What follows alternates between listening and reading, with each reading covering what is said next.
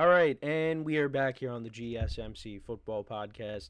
And for the second part of the show, we're going to now preview the NFC Championship game. But we do have some breaking news.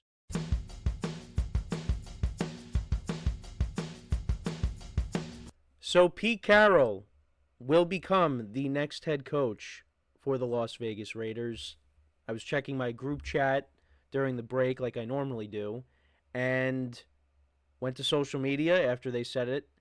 And as of 15 minutes ago, Adam Schefter posted it on his Instagram. Pete Carroll will be signing a 3-year deal with a 4th-year team option to become the Raiders' next head coach. And what's crazy is now you have Andy Reid, Jim Harbaugh, Sean Payton, and Pete Carroll all in the same division. Can you believe that? That's unbelievable. So, I mean, look, the Raiders, they have a lot of work to do with this team. They need to find a quarterback. They need to load up on offensive talent, strengthen the defense, of course. And Pete Carroll is a defensive guy, so, the defense is going to get better with that. But this is a great hire. I mean, I've been advocating for Pete Carroll to get a job. I think he needs to get back into coaching. I said he should be at the top of every team's list. And he's back. He's back. He will be staying on the West Coast. And he will be with, well, not the West Coast exactly, but, be staying out west. We'll say that. And he will be the head coach of the Raiders. So congrats to him. He's back. And I like the hire. We'll have to talk about it next week in more detail. We'll talk a little bit more about it actually later in the show because I wanted to talk about the Liam Cohen situation. But let's get into now the NFC Championship game, shall we? And it's between the Philadelphia Eagles, who you probably would have expected to be in the conference championship game, and an unlikely team, and that is the Washington Commanders. Now, I'll be honest, everyone. I did go back and rewatch my schedule prediction, my schedule breakdown of the Commanders last night. And I couldn't help but cringe at some of the things I said as I went along on the schedule. And I ultimately came to the conclusion of 4 to 5 wins. That's what I said. And they didn't even come close to that. They didn't. And, some of the things I said, I talked about how, it depends on the quarterback play. Let's see how the quarterback play is. And a big reason why the Commanders are in the position they're in is because of the quarterback play. Jayden Daniels has been unbelievable for this team. And I've said it constantly.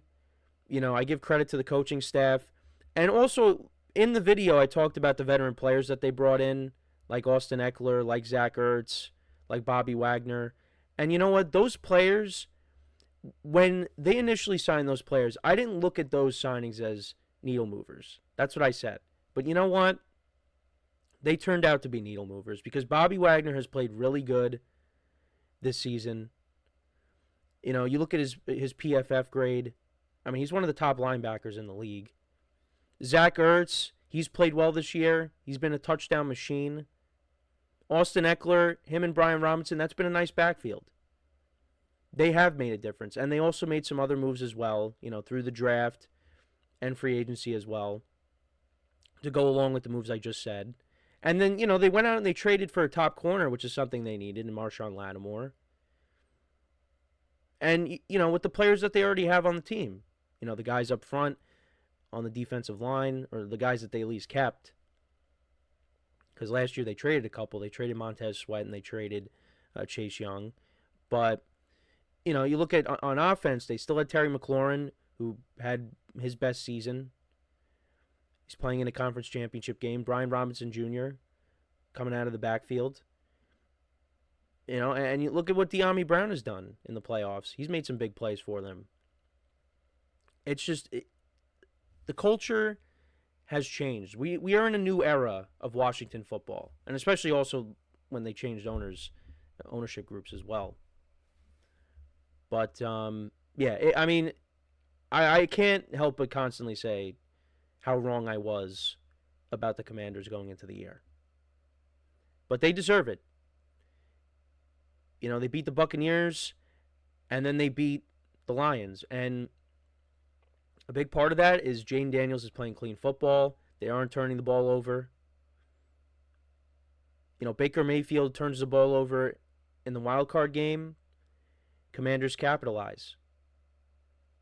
Jared Goff and the Lions, they turned it over a bunch of times, and the Commanders took advantage of it. And also just the Lions defense just could not get a stop. Like, at least for the Buccaneers defense, like, they got stops here and there. But then, the Baker Mayfield fumble happens. But the Lions just could not stop the Commanders' offense. And here they are, going up against a very familiar opponent in the Philadelphia Eagles. Now, both of these teams have split the season series. This picture is from the Thursday night game. Eagles won that. And then in the second game in Washington, the Commanders won that at the end. Jayden Daniels threw a game-winning touchdown to Jamison Crowder, I believe. But Jalen Hurts also got hurt in that game, left with a concussion. Now, Jayden Daniels was a little bit banged up in the Thursday night game as well, because he got hurt earlier in the season. But he's healthy now. He is playing really good football.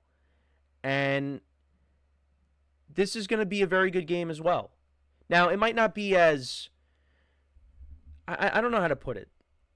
Because when you compare the two championship games, most people are going to gravitate towards Bills-Chiefs as the marquee matchup. Because, the storylines, Mahomes versus Josh Allen, all that.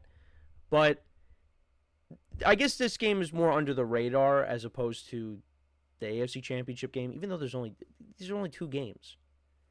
But this is going to be a good game. And for the Commanders, their defense is going to have their hands full, because how are they going to limit Saquon Barkley? Saquon Barkley. What more can you say about Saquon Barkley? He has had his best season by far, and we'll talk a little bit about him in the next segment when we go over the finalists for the awards. But Saquon Barkley has had big games against the Commanders, and really against Washington in general over the course of his career. This year, they couldn't stop him. He had 2 touchdowns in both games. And, you saw what he did last week against the Rams. I mean, against the Rams and the Commanders this year, he hasn't been too kind to them.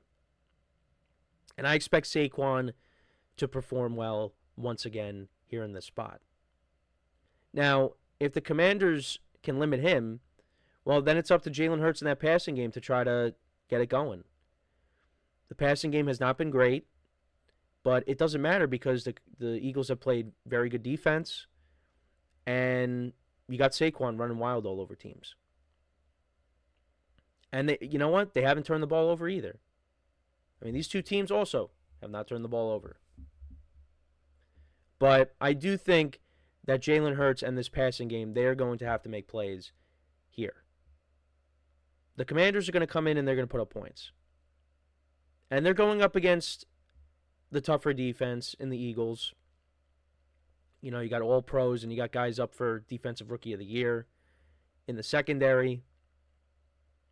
It's a tough defense. But the Commanders, they've played this team enough. They know what to for the most part, they know what to do. I mean, the Eagles can make adjustments, of course. Vic Fangio can make adjustments. But it's not going to be easy. It's not going to be easy. Now, the last time they played against each other, the Eagles didn't have Dallas Goedert. So, he's going to be a key factor in this game. He made some big plays against the Rams. He had one that got called back, but, that's another guy that he's under the radar in that offense because, we talk about Saquon and Jalen Hurts and A.J.Brown and Devontae Smith, but Dallas Goedert is one of the better tight ends in the league. So you got him. He's going to have to come up. He's going to have to come up big in this game. Jalen Hurts is going to have to come up big in this game. I think he's going to have to make plays through the air. Now, he also could take off and run with it if he has to, although he's a little bit banged up. Not concussion-wise, but his knee. He injured his knee on Sunday against the Rams. So is that going to play a factor? I mean, I think he's going to be okay.